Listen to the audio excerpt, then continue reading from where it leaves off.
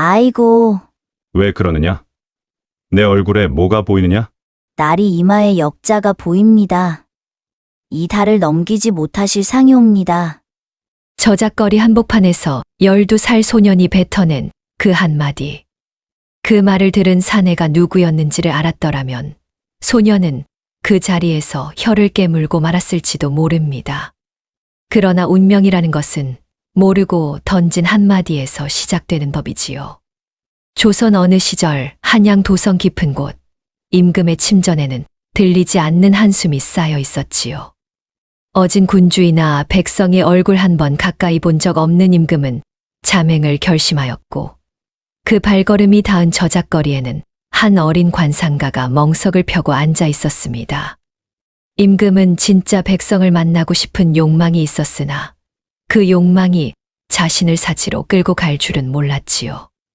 영의정 홍만종은 어전을 손바닥 안에 넣고자 하는 야심이 있었으나 늙은 몸의 조급함이 그 야심의 비밀이었습니다. 천민 출신 소년 덕보는 한 번도 틀린 적 없는 신묘한 관상의 재주가 있었으나 그 재주가 어디서 왔는지는 본인조차 알지 못하였지요. 충직한 금부도사 이봉우는 임금의 눈과 귀가 되었으되 가슴 한 구석에는 좌의정과 얽힌 옛 인연을 묻어둔 사람이었습니다. 임금과 영의정 사이에 보이지 않는 줄다리기, 그 줄 위에 한 어린 소년이 발을 디디는 순간 조선의 보름달은 피로 물들 채비를 하고 있었답니다. 안녕하세요. 야담 옛날 옛적입니다.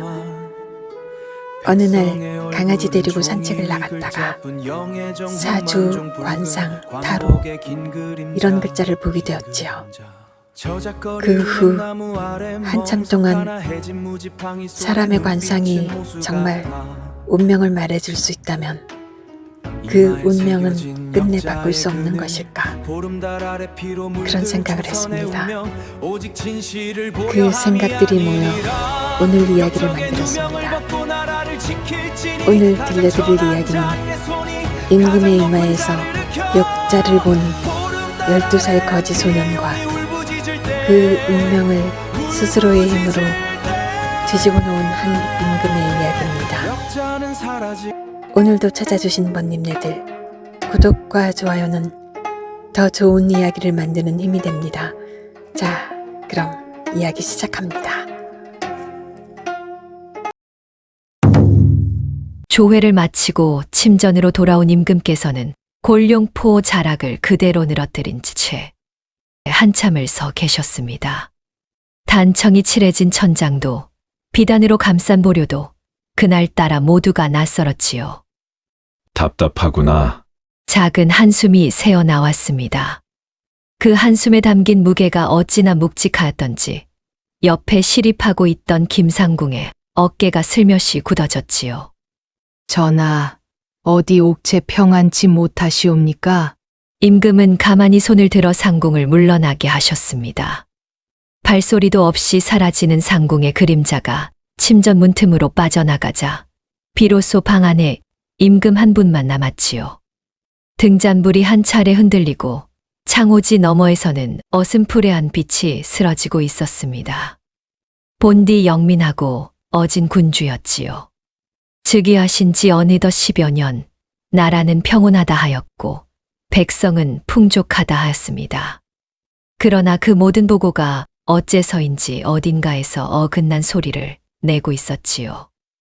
영의정 홍만종 대감의 입에서는 늘 풍년이 들었다는 소리가 흘러나왔으나 어느 어사가 은밀히 올린 종이 쪽지에는 변방 한 고을에서 곤주려 죽은 자가 한 달 새 10명이 넘는다 하였습니다. 좌의정의 입에서는 백성들이 임금의 성덕을 칭송한다 하였으나 한밤중 궁궐 담장 밖으로 들리는 술꾼들의 노랫가락은 어딘지 시린 가락이 섞여 있었지요. 무엇이 참이고 무엇이 거짓인가? 임금께서는 두 눈을 지그시 감으셨습니다. 등잔의 열기가 뺨에 닿았으나 마음은 도리어 차가워지는 듯하였지요. 내가 듣는 말이 다 참인지 거짓인지 어찌 분간하겠는가? 혼잣말이 입술을 비집고 나왔습니다. 옥좌라는 자리는 묘한 곳이었지요. 만 백성의 어버이라 불리되 그 어버이는 자식들의 얼굴 한 번 가까이 들여다본 적이 없는 자리. 살냄새 나는 백성, 땀냄새 나는 백성을 임금께서는 평생 만나본 적이 없으셨던 것입니다. 그날 저녁 임금께서는 침전 마당으로 나가 잠시 서 계셨지요. 멀리 도성 한복판에서 무언가 살아있는 소리가 흘러왔습니다. 장사꾼의 흥정 소리, 아이들의 깔깔거림, 어디선가 새어나오는 풍악, 그리고 사람과 사람이 부대끼는 잡스럽고도 따뜻한 소음. 그 소리가 담장을 넘어 임금의 귓전에 닿는 순간 가슴이 묘하게 아렸습니다. 저 소리들 속에 진짜 백성이 있구나. 가슴 한구석에서 무언가가 꿈틀거리기 시작하였지요. 내가 알지 못하는, 한 번도 만나지 못한 진짜 내 백성들이. 임금께서는 천천히 자기 두 손을 내려다 보셨습니다. 옥새를 쥐는 손, 붓을 쥐는 손, 그러나 단 한 번도 백성의 손을 잡아본 적이 없는 손. 그 손이 그날따라 유난히 부끄러워지셨지요. 그날 밤 임금께서는 좀처럼 잠을 이루지 못하셨습니다. 천장의 단청 무늬가 흐릿해질 때까지 같은 자리만 바라보다가 마침내 결심을 굳히셨지요. 나가야겠다. 이 두 눈으로 직접 보아야겠다. 임금이 궁을 함부로 나서는 일은 결코 가벼운 일이 아닙니다. 자맹이라 하는 것이지요. 발각되기라도 한다면 그 자리에서 큰 소동이 날 일이고 옥체의 변고라도 생기면 그 책임은 누구도 감당할 수 없는 것이었습니다. 그러나 임금께서는 이미 마음을 정하셨지요. 종이 위의 백성을 살아있는 사람으로 만나보고 싶으셨던 것입니다. 이튿날 아침 가장 신임하는 늙은 내관 박씨를 조용히 부르셨지요. 오늘 저녁 내 잠시 궁을 나서겠노라. 내관의 얼굴이 새파랗게 질렸습니다. 전하, 그 무슨 분부이시옵니까? 어찌 옥체를 그런 험한 곳에. 걱정하지 말라. 미행복으로 갈아입고 너 하나만 데리고 다녀올 것이다. 단 한 번뿐이니라. 진짜 백성의 얼굴을 보고 오겠노라. 내관은 한참을 머리를 조아린 채 말이 없었지요. 그러나 임금의 결심이 이미 굳어 있음을 헤아린지라 결국 깊이 한숨을 내쉬며 분부를 받들 수밖에 없었습니다. 해가 뉘엿뉘엿 서산으로 기울 무렵 한 사내가 궁궐 뒷문으로 조용히 빠져나왔지요. 허름한 회색 두루마기에 갓도 쓰지 않고 머리에는 그저 평범한 상투만 틀어 올린 모습. 그 옆에 또 다른 사내 하나가 비슷한 행색으로 따라붙고 있었습니다. 누가 보아도 그저 평범한 양민 두 사람이었지요. 그러나 그 회색 두루마기 안에는 한 나라의 임금이 들어 있었던 것입니다. 그 첫 발걸음이 어디로 향할지, 그 끝에 무엇이 기다리고 있을지, 그때는 임금 본인조차도 짐작하지 못하였답니다. 다만 한 가지 분명한 것은 있었지요. 그날 저녁 한양 저작거리의 어느 모퉁이에서는 한 어린 소년이 멍석을 펴놓고 앉은 채 묵묵히 누군가를 기다리고 있었다는 사실 말입니다. 저작거리란 곳이 본디 이러한 곳이었던 모양입니다. 코끝에 닿는 것이 어찌나 많은지 임금께서는 잠시 발걸음을 멈추고 숨을 가다듬으셔야 했지요. 기름에 지져낸 부침개 냄새, 어물전에서 풍겨오는 비릿한 갯내, 누가 술을 거르는지, 시큼한 누룩향, 또 어느 모퉁이에선 약초를 다리는 풋풋하고도 쓴 김이 피어오르고 있었습니다. 그 모든 냄새가 한데 뒤엉켜 있는 곳, 그것이 저작거리였지요. 날이 사람이 너무 많사옵니다. 잠시 한쪽으로 비켜서시지요. 뒤따르던 내관 박씨가 작은 목소리로 속삭였습니다. 임금께서는 가만히 고개를 끄덕이셨으나 발걸음은 좀처럼 떨어지지 않았지요. 눈에 들어오는 모든 것이 새로웠던 것입니다. 좌판에 늘어놓은 무명천에 손을 가져가는 안악의 손가락, 엿가락을 베어 무는 아이의 만족스러운 눈빛, 친구를 만나 등을 두드리며 호탕하게 웃는 지게꾼의 그 소리. 종이 위에서는 결코 만날 수 없었던 살아있는 사람의 얼굴들이었지요. 가슴 깊은 곳에서 무언가가 자꾸만 차오르는 듯하였습니다. 나리, 떡 한 점 드시지요. 갓전에 시루떡이 올시다. 좌판의 안악이 임금께 떡을 한 점 내밀었지요. 임금께서는 잠시 머뭇거리시다가 천천히 손을 내밀어 떡을 받아 드셨습니다. 손바닥에 닿는 떡의 온기.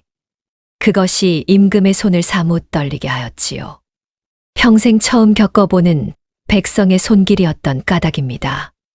고맙소이다. 작게 답하시자 안악은 이가 듬성듬성한 입을 활짝 벌리며 웃었습니다. 그 웃음에 어찌나 살갑고 따뜻한 정이 묻어 있던지 임금의 가슴이 또 한 번 묘하게 아려왔지요. 이런 것이로구나. 백성이라는 것은. 저작거리는 끝이 없는 듯 하였습니다. 좌판이 끝나는가 싶으면 또 다른 좌판이 이어지고 흥정이 끝나는가 싶으면 또 다른 흥정이 시작되고 그 어수선한 한가운데를 천천히 걷던 임금께서 어느 모퉁이에 이르러 우뚝 멈춰 서셨지요. 길 한쪽 구석 오래된 은행나무 아래 거기에 한 어린 소년이 앉아 있었습니다. 해진 멍석 한 장을 펴놓고 그 위에 누렇게 바른 글자 몇 자를 적은 헝겊. 한 폭을 걸어둔 채로 말이지요. 관상만사지. 관상을 보면 만사를 다 안다는 뜻이었습니다. 나이는 12살이나 되었을까. 다 헤어진 갈색 무명옷에 집신도 없이 맨발로 멍석 위에 앉아 있었지요. 머리에는 천 하나 질끈 묶고 있는데 그 동그란 얼굴이 어찌나 앳되고 어수룩해 보이던지 누가 봐도 그저 어린 거지에 불과해 보였습니다. 그러나 한 가지 묘한 것이 있었지요. 소년의 눈빛이었습니다. 저 어린 나이에 어찌 저런 눈을 지녔을까 싶을 만큼 깊고 그윽한 눈이었지요. 마치 사람의 속을 꿰뚫어 보는 듯한 그런 눈 말입니다. 지나가던 사람들이 가끔 한마디씩 던졌습니다. 꼬마야, 내가 관상을 본다고? 어디 한번 봐주려무나. 하하, 거지가 관상은 무슨 관상이냐? 소녀는 그 어떤 말에도 별 동요 없이 그저 누군가를 기다리는 듯 하였지요. 임금께서는 그 모습을 한참이나 바라보셨습니다. 호기심에 모지기시어 가만히 소년 앞으로 다가가 멍석 앞에 쪼그려 앉으셨지요. 내관박 씨가 깜짝 놀라 옷자락을 잡았으나 임금께서는 가볍게 손을 저어 보이셨습니다. 소년의 동그란 눈이 천천히 임금을 향해 들렸지요. 그 눈동자가 임금의 얼굴을 한참이나 훑어 내려갔습니다. 이마에서 눈썹으로, 눈매에서 콧날로, 입술에서, 그리고 다시 이마로. 소년의 표정이 점점 굳어졌지요.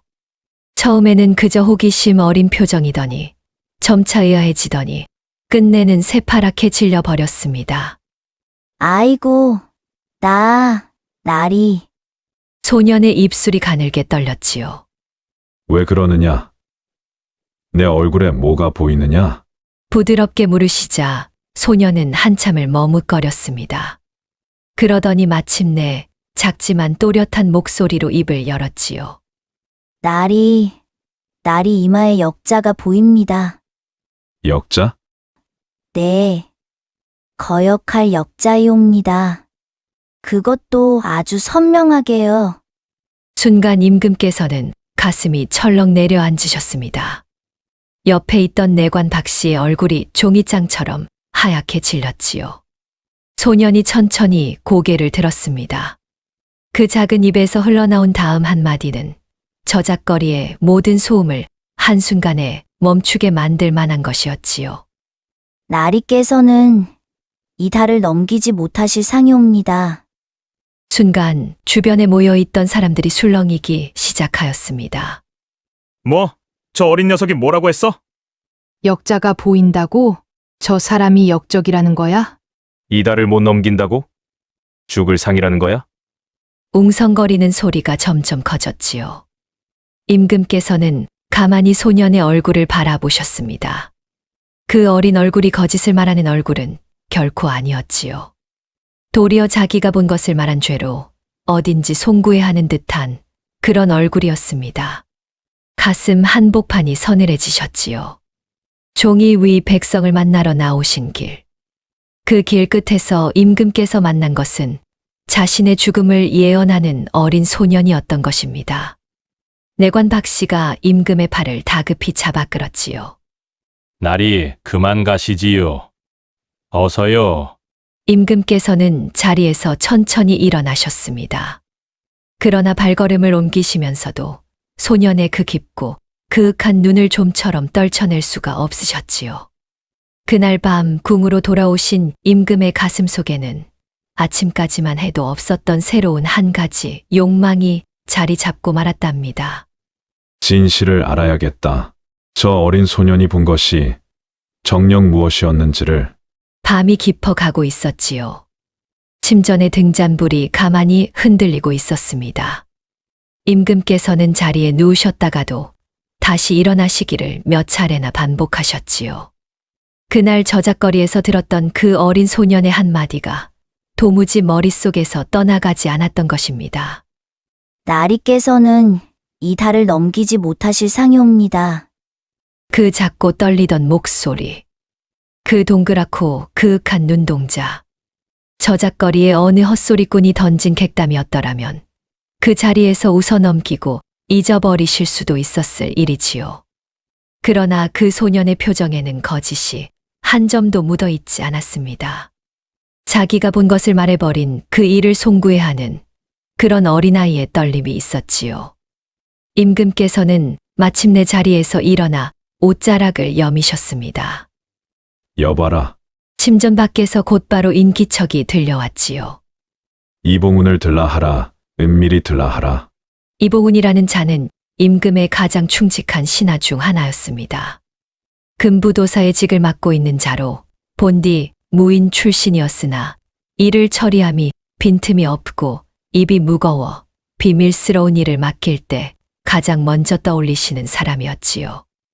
이봉훈이 침전에 들어와 무릎을 꿇은 것은 자정이 다 되어 갈 무렵이었습니다. 전하, 부르심을 받자와 대령하였사옵니다. 이봉훈의 왼쪽 눈썹에는 옛날 어느 변방에서 얻었다는 칼자국 하나가 선명하게 새겨져 있었지요. 그 흉터가 등잔의 빛에 비치자 사무 충직한 인상을 더해 주었습니다. 긴히 부탁할 일이 있노라. 임금께서 천천히 입을 여셨지요.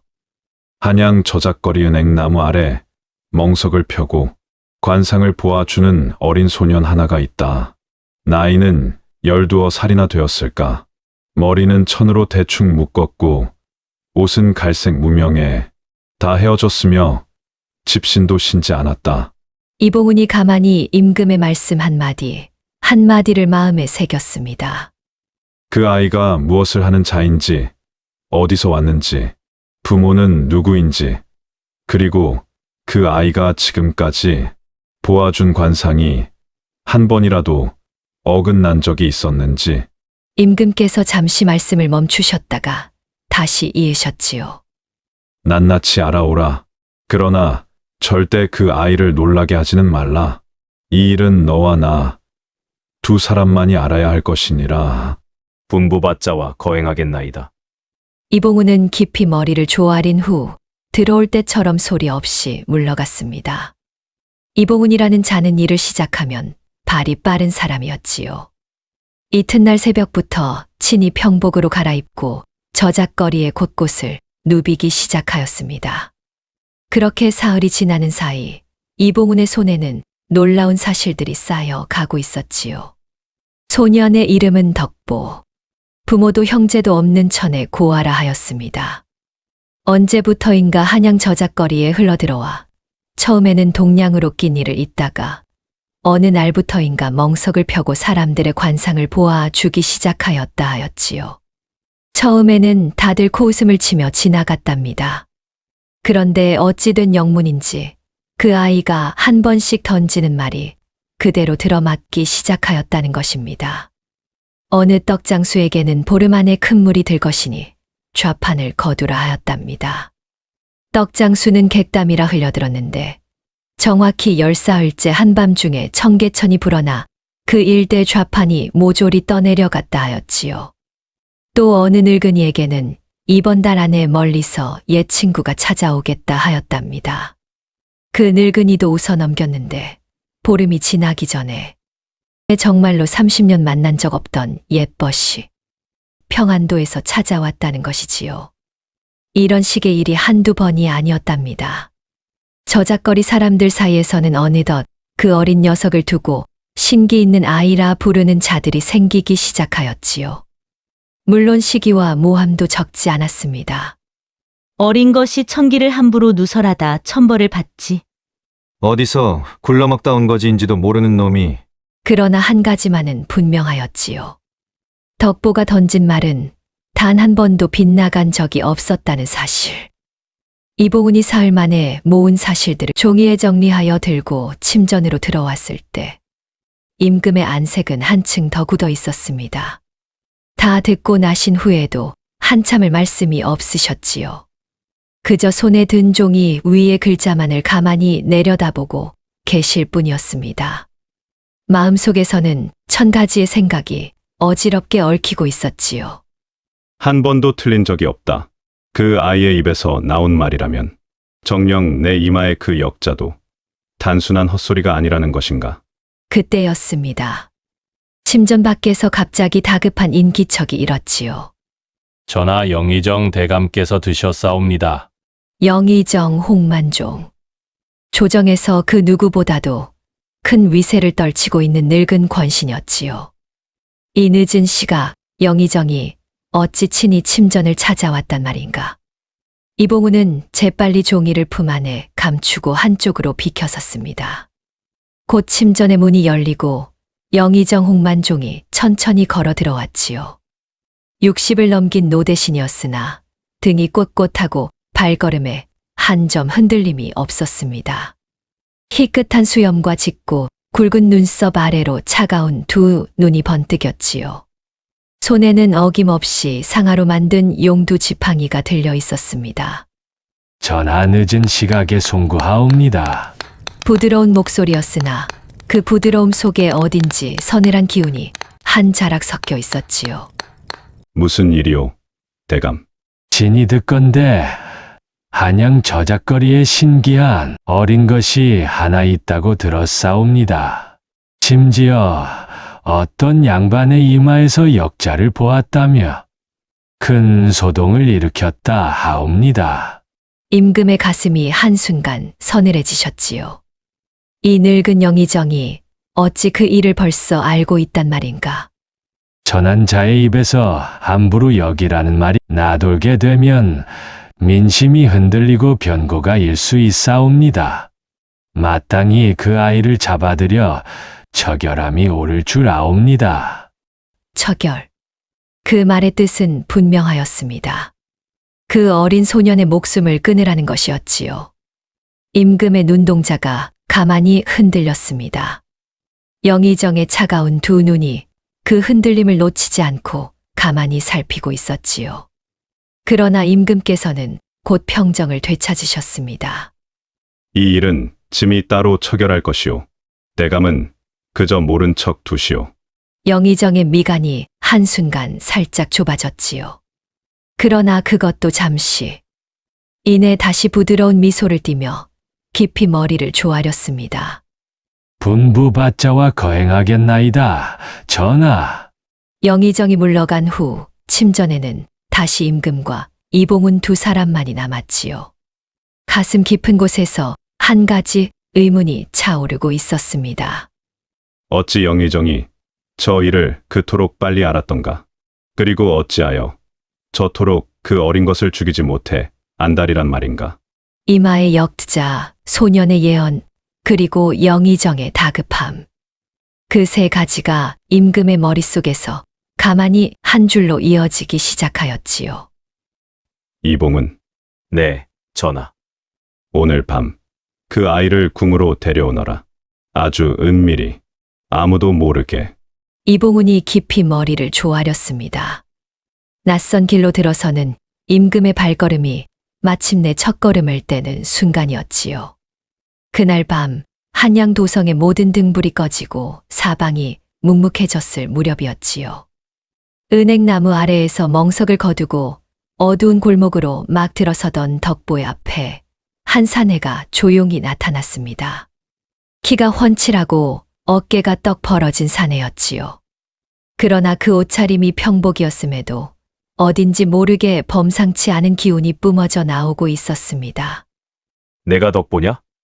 낮고 부드러운 목소리였지요. 소녀는 새파랗게 질려 한 발짝 뒤로 물러섰습니다. 누구신지요? 두려워 말거라. 너를 해치러 온 사람이 아니다.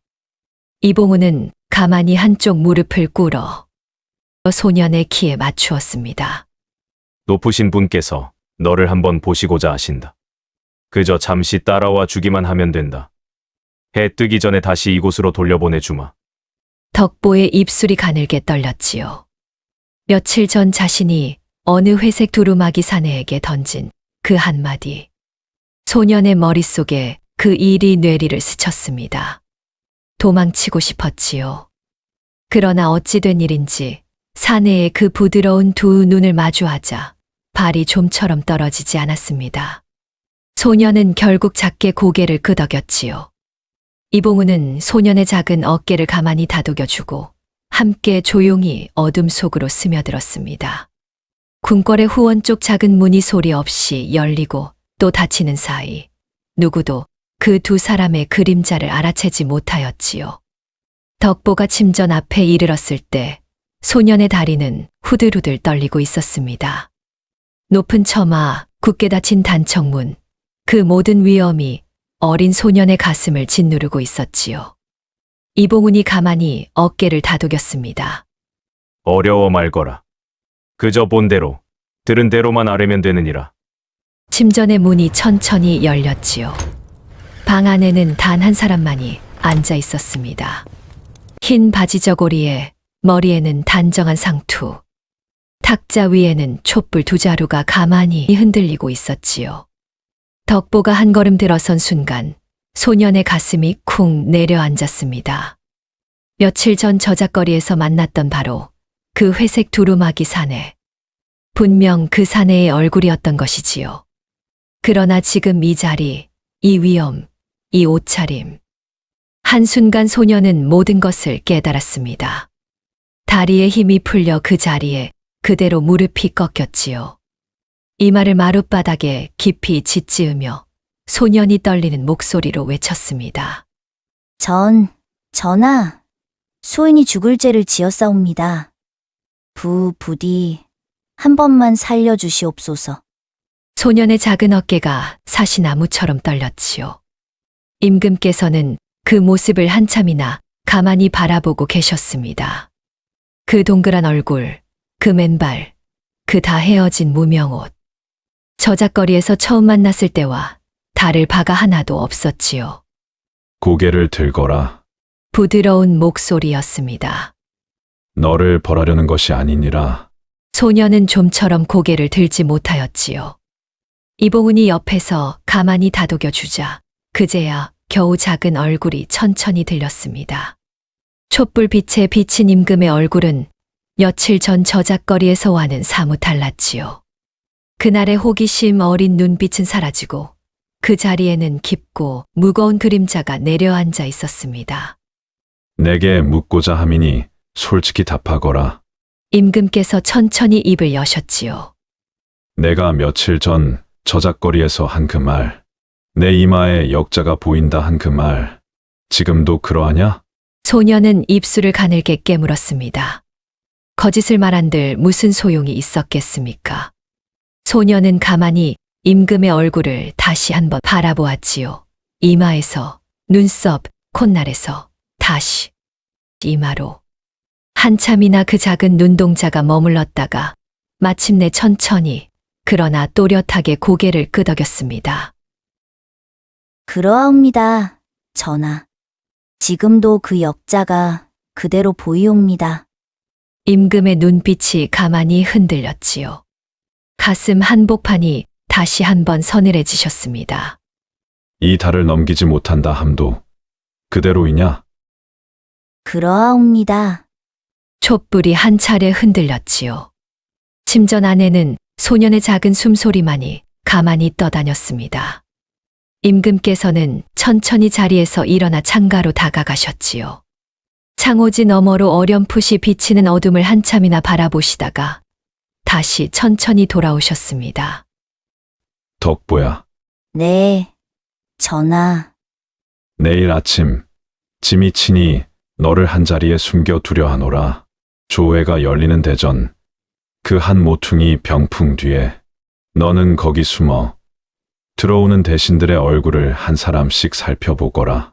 소년의 두 눈이 동그랗게 커졌지요. 그리고 누구든지 내 눈에 이상한 것이 보이는 자가 있거든 조회가 끝난 후침에게 곧바로 아뢰어라. 이 말은 너와 나 그리고 여기 이봉은 이렇게 셋만이 알 것이니라. 소년은 한참을 머뭇거렸습니다. 그러더니 결국 작은 머리를 깊이 조아렸지요. 분부, 받자와 거행하겠나이다. 임금께서는 가만히 한 발 다가가 어린 소년의 어깨에 손을 얹으셨습니다. 그 어깨가 어찌나 가늘고 작던지 임금의 손바닥 안에 그대로 들어와 안기는 듯하였지요. 두려워 말거라. 내가 본 것을 보았다고만 말해주면 되느니라. 소년의 눈에는 어느새 눈물이 그렁그렁 맺혀 있었습니다. 자기 같은 천한거지에게 이렇듯 부드럽게 손을 얹어주는 사람을 소년은 평생 만나본 적이 없었던 것이지요. 여러분, 한 가지 여쭙고 싶은 것이 있습니다. 만일 여러분이 임금의 자리에 앉아 있었다면 이런 어린 소년의 한마디를 그대로 믿으셨을까요? 아니면 헛소리라 여겨 그 자리에서 내치셨을까요? 그날 밤 소년은 다시 조용히 궁궐 후원의 작은 문을 빠져나와 저작거리로 돌아갔답니다. 그러나 그 가슴 속에는 평생을 안고 갈 한 사람의 손길이 깊이 새겨졌지요. 그리고 다음 날 아침 조선 조정의 대전에서는 그 누구도 짐작하지 못한 일이 한 가지 일어나려 하고 있었습니다. 이튿날 새벽이었지요. 먼동이 트기도 전 조정의 대신들이 하나둘 대전 앞으로 모여들기 시작하였습니다. 각기 흉배를 단 관복에 검은 사모를 쓴 모습들이지요. 평소와 다름없는 조회의 풍경이었습니다. 그러나 그 안에 한 가지 다른 점이 있었지요. 대전의 한쪽 모퉁이 임금의 용상에서 살짝 비껴난 자리. 거기에는 평소 없던 화려한 병풍 한 폭이 펼쳐져 있었습니다. 그 병풍 뒤에는 한 어린 소년이 숨을 죽인 채 쪼그려 앉아 있었지요. 덕보였습니다. 이봉은이 새벽녘에 친히 그 아이를 데리고 들어와 아무도 모르게 병풍 뒤에 앉혀둔 것이지요. 소년의 작은 가슴은 두근두근 뛰고 있었습니다. 대전이라는 곳이 어떤 곳인지 들어보기만 하였지 직접 보기는 처음이었던 까닭이지요. 높은 천장, 굵은붉은 기둥, 천장에 걸린 단청, 그리고 그 한가운데 우뚝 솟은 옥좌. 소년의 눈에는 그 모든 것이 어찌나 어마어마해 보이던지 가만히 숨을 쉬는 것조차 미안해질 지경이었습니다. 이윽고 우렁찬 목소리가 울려 퍼졌지요. 주상전하 납시오! 대신들이 일제히 머리를 조아렸습니다. 용포 자락이 서거기는 소리와 함께 임금께서 천천히 옥좌에 앉으셨지요. 홍색 골룡포 위에 금빛 용이 꿈틀거리는 모습. 며칠 전 저작거리에서 만났던 그 회색 두루마기 산에는 도무지 떠올리기조차 어려웠습니다. 소년은 병풍 틈으로 가만히 그 모습을 바라보았지요. 가슴이 묘하게 뜨거워졌습니다. 그 임금이 어젯밤 자기 같은 천한거지 어깨에 친히 손을 얹어 주셨던 분이라는 것이 도무지 믿어지지 않았던 것이지요. 조회가 시작되었습니다. 대신들이 한 사람씩 앞으로 나와 상소를 올리고 임금께서 가만히 그 말을 들으셨지요. 소년은 병풍 틈으로 한 사람 한 사람의 얼굴을 살펴보기 시작하였습니다. 호조판서, 예조판서, 병조판서. 대부분의 얼굴에는 별다른 기운이 보이지 않았지요. 그저 평범한 사람들의 얼굴이었습니다. 그런데 한 사람이 들어서는 순간 소년의 두 눈이 크게 벌어졌지요. 영의정 홍만종이었습니다. 홍색 관복 위에 자수가 놓인 흉배, 검은 사모, 그리고 손에는 어김없는 상아, 용두, 지팡이. 그 노대신이 천천히 들어와 임금께 깊이 머리를 조아리는데 그 머리 위로 무언가가 어른어른 비치는 것이 아니겠습니까? 소년의 작은 가슴이 철렁 내려앉았습니다. 분명 사람의 눈으로는 보이지 않을 것이었지요. 그러나 소년의 그 신묘한 눈에는 영의정의 머리 위로 한 마리 핏빛 용이 어룽어룽 휘감겨 있는 것이 또렷이 비쳤습니다. 용은 임금의 상이지요. 그러나 그 용은 본디의 용과는 사뭇 달랐습니다. 검붉은 빛이 도는 마치 피를 머금은 듯한 그런 용이었지요. 이빨을 드러낸 채로 임금의 옥좌를 향해 천천히 머리를 들이밀고 있었습니다. 소년의 입에서 작은 신음이 새어나올 뻔하였지요. 황급히 두 손으로 입을 틀어 막았습니다. 그러는 사이에도 영의정은 아무것도 모르는 양 평소와 다름없는 부드러운 목소리로 상소를 올리고 있었지요. 전하 근래 변방의 정세가 다소 어수선하옵니다. 마땅히 군비를 보강하시고 무관들의 임명을 새로이 정비하심이 옳을 줄 아옵니다. 군비 보강, 무관 임명 정비. 소년에게는 그 말의 뜻이 다 와닿지 않았으나 한 가지만은 분명히 느껴졌습니다. 영의정의 그 부드러운 입술 너머로 무언가 차갑고도 위험한 기운이 흘러나오고 있다는 사실 말이지요. 조회가 끝나고 대신들이 모두 물러간 후 빈 대전의 임금과 이봉훈 그리고 병풍 뒤에서 막 나온 덕보 이 셋만이 남았습니다.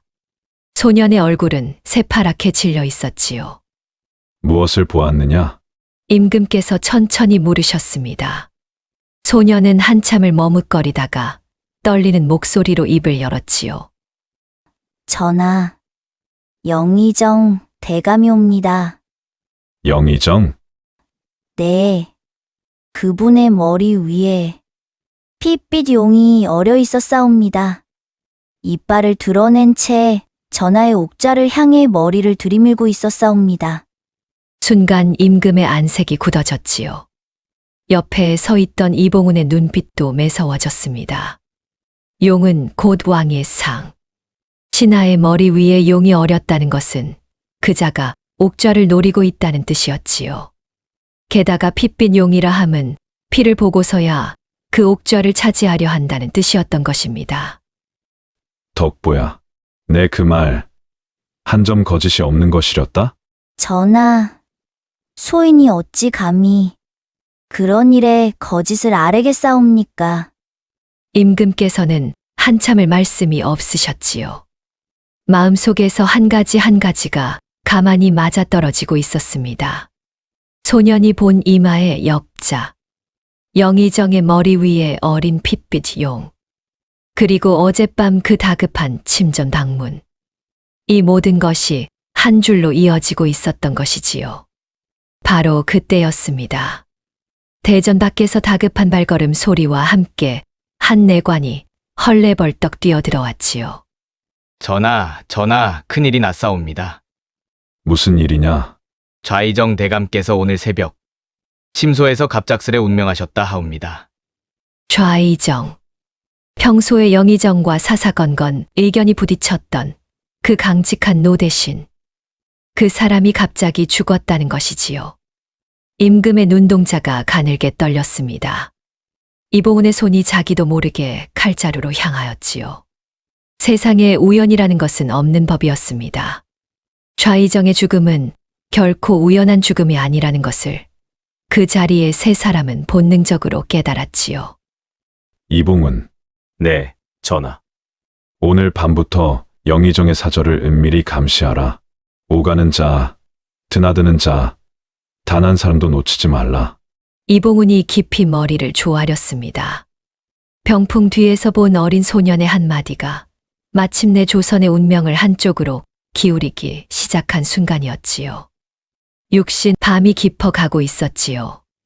한양 도성의 등불이 하나둘 꺼지고 도성 너머 산자락에서는 밤새 한 마리가 길게 울고 있었습니다. 영의정 홍만종의 사전은 이미 깊은 어둠에 잠겨 있는 듯하였지요. 겉으로 보기에는 그저 한가한 노대신의 집이었습니다. 그러나 사저 담장 너머 후원의 깊숙한 별채. 그 별채의 창호지 너머에서는 희미한 등잔 빛이 어른어른 새어나오고 있었지요. 이봉우는 그 빛을 진작부터 보고 있었습니다.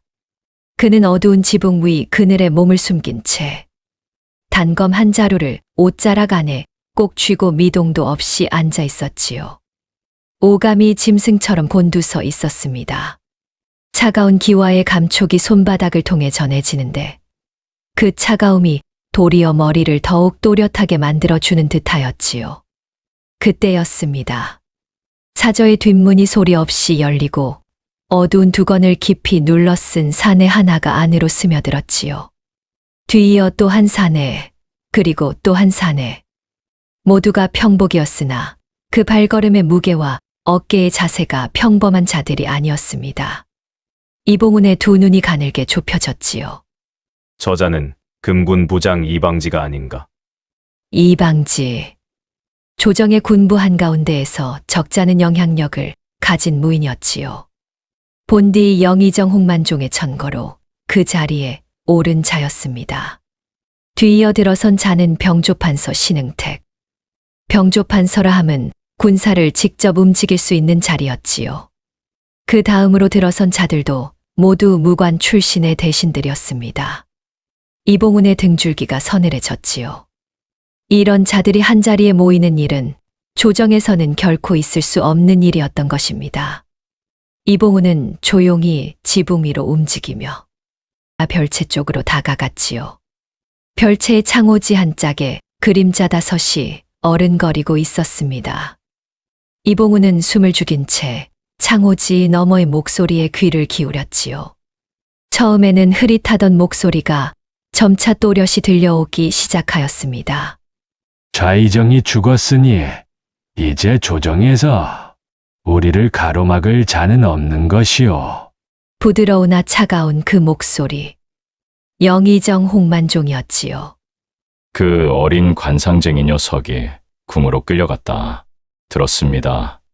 그 일이 좀 마음에 걸리오만. 이방지의 굵은 목소리가 이어졌습니다. 그 거지놈은 이번 거사가 끝난 후에 조용히 처리하면 그만이오. 지금은 큰일에 집중하시오. 영의정의 목소리가 한층 차가워졌지요. 이봉훈의 손이 단검 자루를 더욱 단단히 움켜쥐었습니다. 거사. 그 자들이 입에 올린 그 한마디. 이봉훈은 등줄기에 서늘한 기운이 한가닥 흘러내리는 것을 분명히 느꼈지요. 내일 모레가 보름이오. 영의정의 음성이 다시 흘러나왔습니다. 그날 밤 일을 치르겠소.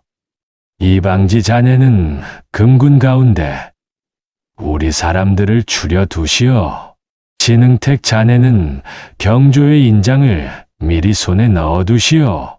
전하의 침전은 어찌 처결하시렵니까? 신흥택이 가만히 물었지요. 영의정이 잠시 침묵하더니 마치 가벼운 물건 하나를 꺼내듯이 말을 이었습니다.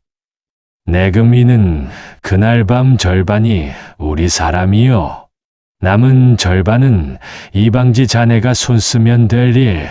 전하께서는 옥체 변고가 생기신 것으로 처리하면 될 것이요. 조정에서는 내가 잘 수습하리다. 순간 이봉훈의 가슴 한복판에서 분노가 솟구쳤지요. 전하의 옥체 변고. 그것은 곧 임금을 시해하겠다는 뜻이었습니다. 조선의 임금을 자기 손바닥 안에 둔 인장처럼 가볍게 다루겠다는 그 오만함. 그 자리에서 뛰어들어 단검을 꽂고 싶은 충동이 일었으나 이봉훈은 가까스로 자기를 다스렸지요. 지금은 때가 아니었습니다. 증거를 더 모으고 임금께 알려 정당한 법으로 다스려야 할 일이었지요. 별채 안의 목소리가 다시 이어졌습니다. 한대 대감, 한 가지 여쭙고자 하옵니다. 이방지의 목소리에 어딘지 호기심이 묻어 있었지요. 이 모든 일이 끝난 후 조정의 새 주인은 누가 되옵니까? 순간 별채 안에 잠시 침묵이 흘렀습니다. 이윽고 영의정이 천천히 자리에서 일어나는 듯한 소리가 들렸지요. 장롱이 열리는 소리, 그리고 비단 보자기를 펼치는 부드러운 소리. 이것이 무엇인지아오? 영의정의 목소리가 묘하게 떨렸습니다. 이것은 신흥택의 목소리가 새파랗게 질렸지요. 이봉우는 창호지에 더욱 가까이 귀를 가져다 댔습니다. 영의정의 그림자가 무언가를 두 손으로 받쳐든 모양이었지요. 그 그림자의 윤곽이 분명 임금만이 쓸 수 있는 그것이었습니다. 왕관이었지요. 영의정 홍만종은 자기 사저 깊숙한 곳에 임금의 왕관을 본떠 만든 한 점의 관을 미리 감춰두고 있었던 것입니다. 야심이라는 것이 어디까지 자라날 수 있는지를 이봉우는 그 순간 똑똑히 보았지요. 영의정의 그림자가 거울 앞으로 다가가는 듯하였습니다. 거울 속에 자기 모습을 비춰보는 그림자. 자기 머리에 그 왕관을 가만히 얹어보는 그 그림자. 평생 신하의 자리에 있어 온 그 늙은 야심가가 자기 머리에 처음으로 왕관을 씌워보는 그 순간이었지요. 이봉훈의 가슴 한복판이 서늘해졌습니다. 이번 보름이 지나면 이 관은 더 이상 거울 앞에서만 빛나지 않을 것이오. 영의정의 음성이 별채 안에 가만히 울려 퍼졌지요. 이봉훈은 더 들을 필요가 없었습니다. 그는 지붕 추녀의 곡선을 따라 소리 없이 어둠 속으로 사라졌지요. 가슴 한복판에서는 분노가 끓었으나 머릿속만은 칼날처럼 차가워져 있었습니다. 이튿날 새벽 임금의 침전.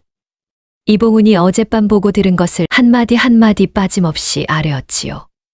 다 듣고 나신 임금의 얼굴은 한참 동안 아무런 표정도 짓지 않으셨습니다. 이윽고 천천히 깊고도 묵직한 목소리로 한마디를 내뱉으셨지요. 보름이라 하였느냐? 네, 전하. 내일 밤이 옵니다. 임금께서는 자리에서 천천히 일어나셨습니다. 창가로 다가가 어슴풀에 밝아오는 새벽 하늘을 한참이나 바라보셨지요. 가슴 깊은 곳에서 한 가지 결심이 굳어가고 있었습니다. 영의정 홍만종이 짠 그물에 도리어 자기들이 걸려들도록 만들어야 했지요. 내일 밤 보름달이 뜨면 조선의 임금은 늙은 야심가의 그물 한가운데 자기 자신을 미끼로 던져 넣을 작정이었던 것입니다. 여러분, 잠시만요. 제가 이야기를 풀어가면서 가장 가슴이 서늘해졌던 대목이 바로 지금 이 부분이었습니다. 자기가 가장 신임하던 노대신이 실은 자기 옥좌를 노리고 있었다는 사실, 그것을 가르쳐준 사람이 다름 아닌 이름도 모르는 한 거지 소년이었다는 사실. 이 두 가지가 임금의 가슴 한복판을 얼마나 무겁게 짓눌렀을지 상상만 해도 마음이 시려옵니다. 여러분은 혹시 관상이라는 것을 믿으시나요? 아니면 사람의 얼굴을 한번 들여다보면 운명을 알아챌 수 있는 그런 신묘한 능력이 정말 있을까? 그런 생각 해보신 적 있으신가요? 댓글로 여러분의 의견을 남겨주세요. 자, 그럼 다시 이야기 속으로 들어가 보겠습니다. 보름달이 떠오르려 하고 있었지요.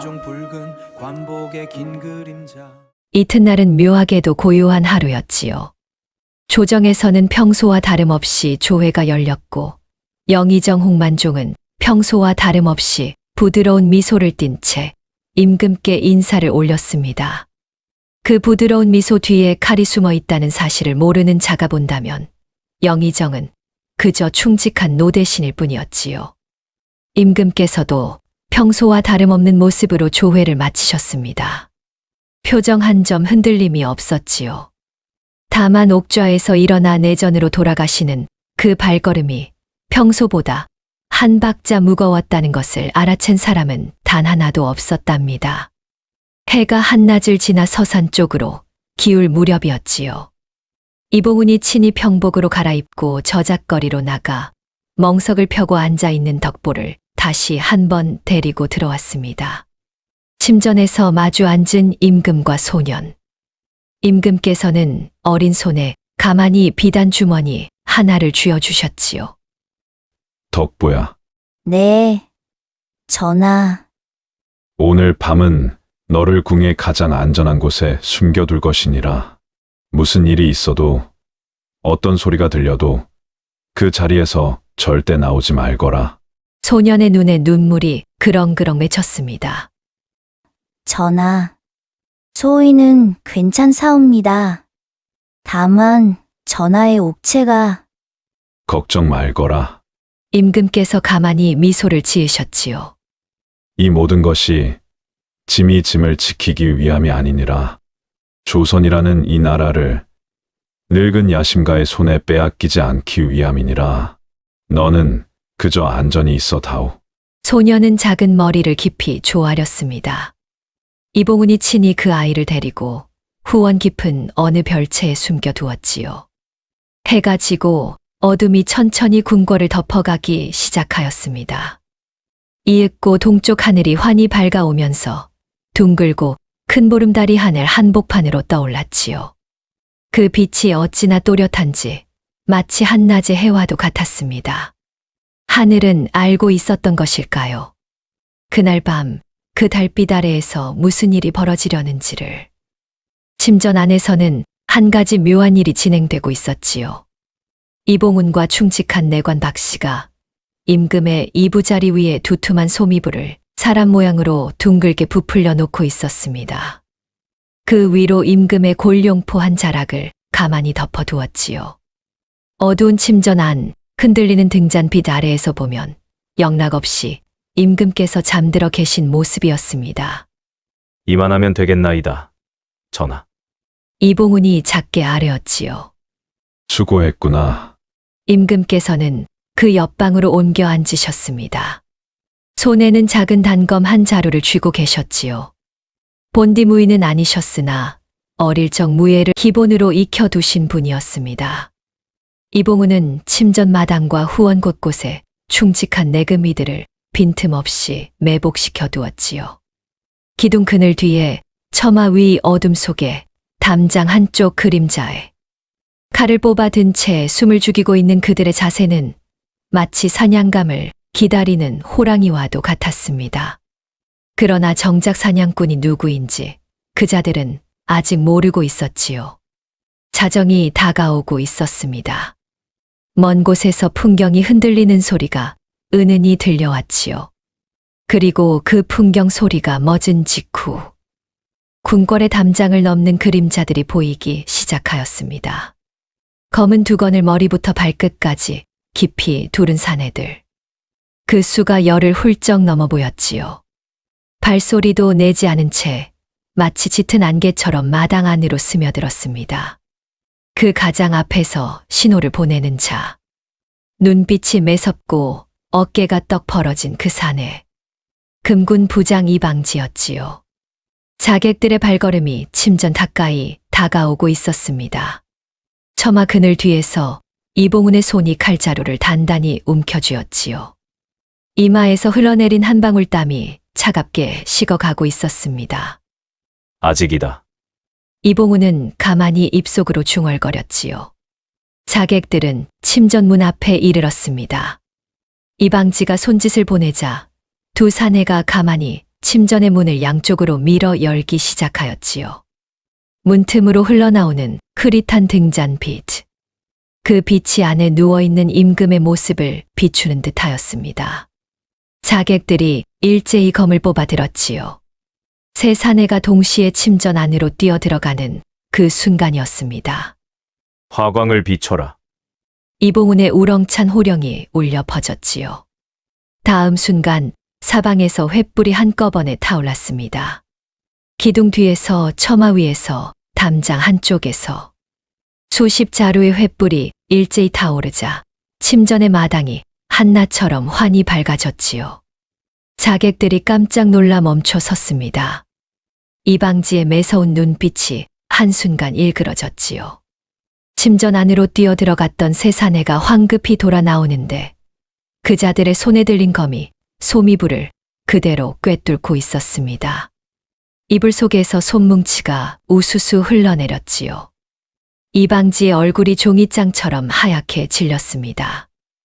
함정. 자기들이 짠 그물에 도리어 자기들이 걸려든 것이었지요. 이놈들, 여기까지로구나. 이봉훈이 칼을 뽑아 들고 그늘 밖으로 뛰쳐나왔습니다. 뒤이어 사방에서 내금이들이 일제히 그늘 밖으로 모습을 드러냈지요. 수십 자루의 칼날이 횃불 빛을 받아 일제히 번뜩였습니다. 그 빛이 어찌나 매서웠던지 자객들조차 한순간 발걸음을 멈출 정도였지요. 이방지가 이를 악물고 자기 검을 빼들었습니다. 에라, 모르겠다. 여기까지 왔으니 끝장을 보자. 자객들과 내금이들이 한꺼번에 부딪혔지요. 칼과 칼이 부딪히는 소리, 사내들의 거친 숨소리, 그리고 누군가의 비명. 침전의 마당이 한순간 피와 강철의 무대로 변하고 말았답니다. 보름달이 그 모든 광경을 환히 비추고 있었지요. 조선이 그 운명의 한 자락을 결정짓는 그 밤이 이렇게 시작되고 있었던 것입니다. 침전 마당에 칼날 부딪히는 소리가 한참이나 이어졌지요. 자객들은 모두가 정의 무인들이었습니다. 그러나 이미 사기를 잃은 자들의 검은 무뎌질 수밖에 없었지요. 내금이들의 칼날이 한 사람씩 자객들을 제압하기 시작하였습니다. 이방지는 마지막까지 거칠게 검을 휘둘렀지요. 그러나 이봉훈의 묵직한 한 칼에 어깨 쪽지를 베이고는 끝내 무릎을 꿇고 말았습니다. 검을 떨군 그 손이 가늘게 떨리고 있었지요. 어찌 알았느냐? 천기를 함부로 누설한 어린 것이 그래도 나라를 살린 모양이로구나. 이봉훈이 차갑게 답하였습니다. 이방지의 두 눈에 처음으로 두려움이 어렸지요. 자객들이 모조리 포박되어 마당 한쪽에 무릎이 꿇어졌습니다. 이봉훈이 가만히 침전 문 쪽을 향해 깊이 머리를 조아렸지요. 전하 거사가 끝났사옵니다. 옥체에 무탈하시옵니까? 침전 옆방에서 천천히 임금께서 모습을 드러내셨습니다. 손에는 단검이 그대로 쥐어져 있었으나 그 칼날에는 한 점 피도 묻어 있지 않았지요. 그러나 그 얼굴은 그 어떤 칼보다도 매섭고 단호하였습니다. 영의정의 사저로 가자. 임금의 한마디였지요. 이봉훈이 한 무리의 내금이를 친히 이끌고 곧장 영의정 홍만종의 사저로 향하였습니다. 거리에는 보름달의 빛이 여전히 차갑게 깔려 있었지요. 영의정 홍만종은 그 시각 자기 별채에 홀로 앉아 있었답니다. 자기가 그토록 오래 다듬어 온 야심이 이번 보름달과 함께 한 점 결실을 맺을 것이라 굳게 믿고 있었던 것이지요. 탁자 위에는 어김없이 그 한 점의 왕관이 비단보 위에 놓여 있었습니다.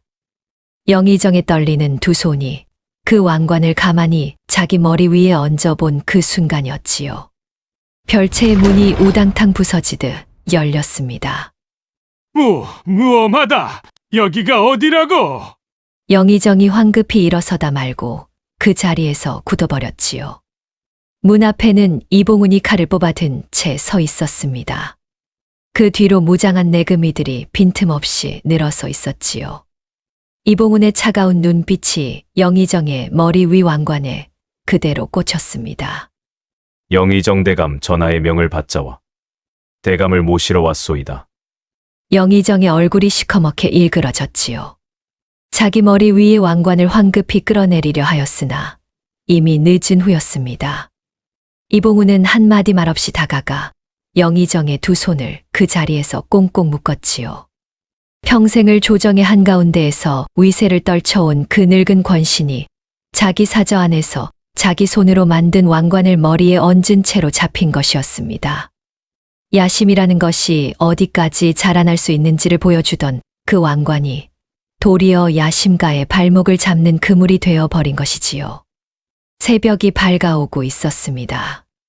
대전으로 끌려온 영의정 홍만종은 더 이상 평소에 그 늙은 권신이 아니었지요. 흐트러진 머리, 풀어진 옷자락, 새파랗게 질린 입술. 평생 그토록 꼿꼿하던 등이 그 새벽에는 가엾을 만큼 굽어 있었습니다. 대전 한가운데에 끌려와 무릎이 꿇어진 영의정. 용상에 앉으신 임금께서는 한참이나 그 모습을 가만히 내려다보셨지요. 대감, 임금의 음성은 의외로 잔잔하였습니다. 무엇이 그토록 부족하시었소? 영의정의 자리, 만 백성의 위에 선 자리, 짐이 가장 신뢰하던 그 자리, 그것으로도 부족하시었소? 영의정은 차마 고개를 들지 못하였지요. 그 늙은 어깨가 가늘게 떨리고 있었습니다. 전하, 영의정이 마침내 입을 열었지요. 신이 죽을 죄를 지었사옵니다. 다만 한 가지, 어찌 신의 음모를 그토록 빨리 아셨는지, 그것만이 신의 마지막 한이옵니다. 임금께서는 가만히 입가에 한 줄기 옅은 미소를 지으셨습니다. 그 미소에는 분노도 통쾌함도 그 어떤 것도 묻어있지 않았지요. 도리어 깊고 무거운 어떤 슬픔이 한 자락 깔려 있었습니다. 천하의 가장 낮은 자가 천하의 가장 높은 자의 운명을 보아주었을 뿐이요, 대감. 영의정의 두 눈이 순간 크게 벌어졌지요. 그 어린 거지. 그 천한 관상쟁이 소년. 자기가 그토록 가볍게 여기고 그토록 빨리 죽이고자 하였던 그 어린 것이 결국 자기 발목을 잡았다는 사실이 영의정에게는 그 어떤 형벌보다도 무거웠던 것입니다. 영의정의 입술이 가늘게 떨렸지요. 그러나 더 이상 변명을 늘어놓진 못하였습니다. 이미 모든 것이 들통났음을 깨달은 까닭이었지요. 끌고 가라. 임금의 한마디가 떨어졌습니다. 내금이들이 영의정을 일으켜 세웠지요. 영의정 홍만종은 그날 새벽 자기 발로 걸어 대전 밖으로 끌려 나갔습니다.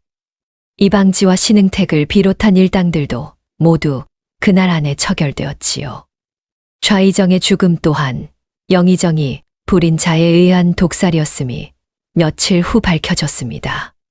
조정을 뒤덮고 있던 어두운 먹구름이 그날의 새벽바람에 한 점 한 점 흩어져 갔지요. 그러나 임금의 마음은 결코 가볍지 않으셨답니다. 평생 자기가 가장 신뢰하던 그 노대신이 결국 자기 옥좌를 노리고 있었다는 사실. 자기가 듣고 본 모든 것이 한 자락의 거칠에 지나지 않았다는 사실. 그 처절한 배신감과 허무가 임금의 가슴 한복판에 무거운 돌 하나로 자리 잡았던 것이지요. 용상에 홀로 앉으신 임금께서 가만히 두 눈을 감으셨습니다. 가슴 깊은 곳에서 한 가지 의문이 다시 떠올랐지요. 그러나 그 어린 것은 어찌하여 내 이마에서 역자를 보았다 하였던가? 영의정의 야심이 다 드러난 지금 그 역자의 뜻은 무엇이었단 말인가? 그 의문이 풀리는 것은 이튿날 아침 새로 한 만남이 이루어진 후의 일이었답니다. 이튿날 아침이었지요. 지난밤에 칼날 부딪히는 소리도, 횃불의 열기도, 자객들의 비명도 모두가 한바탕 꿈이었던 듯사방이 고요해져 있었습니다. 침전의 창호지 너머로는 따뜻한 햇살이 가만히 스며들고 있었지요. 그 햇살 아래 임금께서는 단정히 앉아 한 사람을 기다리고 계셨습니다. 이윽고 침전 문이 조용히 열리고 어린 소년 하나가 안으로 들어섰지요. 덕보였습니다. 소년은 임금을 보자마자 그 자리에 그대로 무릎을 꿇었지요. 작은 어깨가 가늘게 떨리고 있었습니다. 전날 밤 침전 마당에서 무슨 일이 있었는지를 소년은 아직 알지 못하였지요. 다만 이봉훈이 친히 손을 잡아 데려오면서 한마디 일러주었답니다. 전하께서 무탈하시다. 그러니 안심하거라. 그 한마디만으로 소년의 가슴이 이미 뜨거워져 있었던 것이지요. 임금께서는 가만히 자리에서 일어나 소년 앞으로 다가오셨습니다. 그리고 그 어린 어깨에 다시 한번 따뜻한 손을 얹으셨지요. 고개를 들거라. 덕보야. 소년이 천천히 고개를 들었습니다. 그 동그란 눈에 임금의 환한 얼굴이 비치자 어린 입술이 다시 가늘게 떨렸지요. 전하, 옥체 무탈하시옵니까? 내 덕분이니라. 임금의 목소리에 깊은 정이 묻어 있었지요. 내가 그날 그 한마디를 던져주지 않았더라면 짐은 지금 이 자리에 앉아 너를 보지 못하였을 것이니라. 소년의 두 눈에 어느새 굵은 눈물이 한 방울 맺혔습니다. 임금께서는 한참이나 그 어린 얼굴을 바라보시다가 천천히 입을 여셨지요. 한 가지 짐이 아직도 풀지 못한 의문이 있다. 무엇이옵니까, 전하? 내가 그날 짐의 이마에서 보았다 한 그 역자. 영의정의 야심이 다 드러난 지금 그 역자의 뜻이 무엇이었는지가 짐은 도무지 풀리지 않는구나. 짐이 역적이 될 상이라는 뜻이었다면 짐이 역적이 된 일도 없거니와 다시 한번 짐의 이마를 보아주려무나. 소년은 잠시 머뭇거렸지요. 그러더니 천천히 그 깊고 그윽한 두 눈을 들어 임금의 이마를 다시 한번 가만히 살펴보았습니다. 이마에서 눈썹에서 다시 이마로 소년의 작은 입가에 어느새 한 가닥 환한 미소가 번지고 있었지요. 전하, 말하거라. 그 역자가 사라졌사옵니다. 임금의 두 눈이 가만히 흔들렸지요. 사라졌다 하였느냐? 네, 그 자리에는 이제 환하고도 따뜻한 빛, 한 줄기가 어려 있을 뿐이옵니다. 천하를 다스리실 임금의 상, 그 본디의 모습이 환히 비치고 있사옵니다. 임금께서는 한참을 말씀이 없으셨습니다. 가슴 한복판에서 한 가지 깨달음이 천천히 자리를 잡고 있었지요. 덕보야, 네, 전하. 한 가지 더 묻고자 한다. 내가 본 그 역자의 본디 뜻은 정녕 무엇이었느냐? 짐이 역적이 되는 상이 아니었던 것이냐? 소년은 가만히 머리를 조아렸습니다. 작은 입에서 흘러나온 그 다음 한마디가 마침내 모든 의문을 한순간에 풀어주는 것이었지요. 전하 소인이 본 그 역자는 전하께서 역적이 되실 상이 아니었사옵니다. 전하께서 역적의 누명을 쓰실 상이었사옵니다. 임금의 눈동자가 순식간에 휘둥그레졌지요. 가슴 깊은 곳에서 무언가가 쿵 하고 떨어지는 듯하였습니다. 누명? 네, 전하.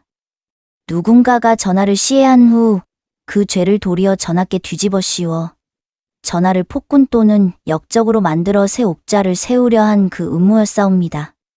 소인의 눈에 보인 그 역자는 그 누명의 그늘이었사옵니다. 순간 임금의 가슴 한복판이 서늘해지셨지요. 영의정 홍만종이 짠 그 그물이 단순히 임금의 목숨을 끊는 것에서 멈추는 것이 아니었던 것입니다. 임금을 시해한 후 그 죄를 도리어 임금에게 뒤집어 씌워 임금을 폭군이라 선포하고 자기가 새 옥좌의 정당한 주인이라 자처하려는 것이었지요. 그러므로 임금은 죽은 후에도 천년만년 역사 속에서 역적으로 기록될 운명이었던 것입니다. 소년이 그날 저작거리에서 본 것은 바로 그 거대한 그림자였던 것이지요. 그러하였느냐? 임금의 목소리가 가늘게 떨렸습니다. 내 이마에 역자가 새겨져 있었던 것은 내가 역적이라서가 아니라 내가 역적이 될 운명에 갇혀 있었기 때문이었구나. 그러하옵니다, 전하. 다만 어젯밤 전하께서 그 음모를 직접 깨뜨리시고 친히 옥자를 지키셨기에 이제 그 역자는 흔적도 없이 사라졌사옵니다. 임금의 두 눈에 어느새 굵은 눈물이 맺혀 있었지요. 평생 옥좌에 앉으시면서 흘려본 적 없는 눈물이었습니다. 그 눈물 속에는 분노도 슬픔도 회한도 모두 한데 어우러져 있었지요. 자기가 가장 믿었던 노대신이 도리어 자기를 죽이고 죽어서까지 욕보이려 했다는 사실. 그 사실을 자기에게 알려준 것이 이름도 없는 한 어린 거지였다는 사실. 그 모든 것이 임금의 가슴 한복판을 한꺼번에 두드리고 있었습니다. 임금께서는 가만히 두 손을 뻗어 소년의 작은 두 손을 꼭 잡으셨지요. 천하의 임금께서 천하의 가장 천한 거지의 손을 그렇게 잡으신 것입니다. 소년의 작은 손이 그 안에서 따스하게 떨렸지요. 덕보야, 네, 전하. 내가 짐의 목숨을 살렸을 뿐 아니라 짐의 이름까지 살려주었구나. 이 은혜를 짐이 어찌 다 갚을 수 있겠느냐. 소년은 머리를 깊이 조아렸습니다. 그 어린 가슴 한복판에서도 한 가지 깊은 깨달음이 천천히 자리를 잡고 있었지요. 자기가 그날 저작거리에서 던진 그 한마디가 한 사람의 운명만이 아니라 한 나라의 운명을 그대로 바꾸어 놓았다는 사실 말입니다. 침전의 창호지 너머로 흘러드는 햇살이 두 사람의 모습을 따뜻하게 감싸고 있었지요. 운명의 한 자락이 그렇게 새로 쓰여 가고 있었답니다. 영의정 홍만종과 그 일당의 일이 모두 정리되고 조정에는 새로운 영의정이 들어섰습니다. 본디 강직하기로 이름난 좌찬성 한 분이 임금의 친히 부르심을 받자와 그 자리를 채우게 되었지요. 조정의 한쪽 모퉁이에 잔뜩 깔려있던 어두운 그늘이 한 점 한 점 거치고 있었습니다. 어느 따스한 오후였지요. 침전 옆 작은 후원에는 진달래며 살구며 봄꽃이 한참이었습니다. 임금께서는 그 꽃나무 아래에 서서 한 어린 소년을 가만히 마주하고 계셨지요. 덕보였습니다. 소년은 여전히 그 다 헤어진 갈색 무명옷에 집신 한 짝 신지 않은 그 차림 그대로였지요. 덕보야, 네, 전하. 짐이 너에게 한 가지 약조한 일이 있다. 내 은혜를 어찌든 갚으리라 하였지. 말해보거라. 내가 무엇을 원하느냐? 벼슬이라면 벼슬을 줄 것이고 집과 땅이라면 집과 땅을 줄 것이며 이 궁궐 안에서 평생 짐을 모시고 싶다 하면 그 또한 그리해 줄 것이니라. 소년은 한참을 머뭇거렸지요. 그러더니 작은 머리를 깊이 조아리며 떨리는 목소리로 입을 열었습니다. 전하, 소인은 저작거리로 돌아가고 싶사옵니다. 임금의 두 눈이 가만히 흔들렸지요. 저작거리라 하였느냐? 네, 전하. 소인은 본디 그곳의 사람이옵니다. 은행나무 아래 멍석을 펴고 앉아 지나가는 백성들의 얼굴을 보아주는 그 자리가 소인의 자리이옵니다. 벼슬도 집도 땅도 소인에게는 도리어 무거운 짐이 될 뿐이옵니다. 임금께서는 한참 동안 그 어린 얼굴을 가만히 내려다보셨습니다. 이 작고 어린 거지의 가슴 속에 어찌 이토록 분명한 길이 잡혀 있는 것일까? 평생 옥좌에 앉아 한순간도 제대로 흔들림 없는 결심을 지키지 못했던 것 같았던 자기보다도 이 소년이 도리어 한층 자유롭고 강하게 보이셨지요. 그러하냐? 임금의 입가에 잔잔한 미소가 흘렀습니다. 이봉훈이 가만히 다가와 임금께 비단 주머니 하나를 내밀었지요. 임금께서는 그 주머니를 받아 친히 소년의 작은 손에 쥐어 주셨습니다. 이것은 짐의 약조이니라. 받지 않을 수 없는 것이니 거절하지 말거라. 소년이 그 주머니를 가만히 내려다보았지요. 비단의 매끄러운 결, 그 안에서 느껴지는 묵직한 무게. 소년은 잠시 머뭇거리다가 결국 깊이 머리를 조아리며 그 주머니를 두 손으로 받들었습니다. 성운이 망극하옵니다, 전하. 임금께서는 한 발 다가가 소년의 작은 어깨를 마지막으로 한 번 다독여 주셨지요. 덕보야, 저작거리에서 또다시 누군가의 이상한 운명을 보거든 부디 두려워 말고 그 진실을 말해다오. 천하의 가장 천한 자가 때로는 천하의 가장 높은 자보다도 멀리 본다는 것을 짐이 너에게서 배웠노라. 소년의 두 눈이 다시 한번 글썽거렸습니다. 깊이 머리를 조아린 후 작은 발걸음으로 후원의 작은 문을 향해 걸어 나갔지요. 임금께서는 그 작은 그림자가 사라질 때까지 한참 동안 그 자리에 서 계셨습니다. 가슴 깊은 곳에서 한 가지 결심이 다시 자리를 잡고 있었지요. 이튿날 아침 한양 저작거리. 은행나무 아래 그 자리에는 다시 한 어린 소년이 멍석을 펴고 앉아 있었답니다. 머리에는 그 환한 빛 한 줄기, 옷차림은 그 다 헤어진 갈색 무명, 발에는 여전히 집신 한 짝 신지 않은 모습. 그러나 그 어린 얼굴에는 어딘지 한층 깊고도 따뜻한 빛이 은은히 어려 있었지요. 지나가던 사람들이 하나둘 멈춰서기 시작하였습니다. 이 어린 것이 또 멍석을 펴고 앉았네. 한데 듣자 하니 이 아이가 저번에 한 양반의 이마에서 역자를 보아주었다지? 그 양반이 누구인지는 모르나 그 일 때문에 큰일을 면하였다 하는 소문이 도성에 자자하더이다. 소문이라는 것은 발이 빠른 법이지요.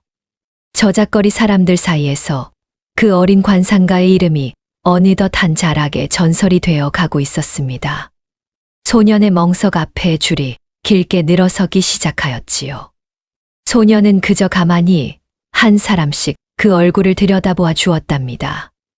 이마에서, 눈썹에서, 콧날에서, 입술에서. 그리고 그 사람에게 가장 필요한 한마디를 가만히 건네주었지요.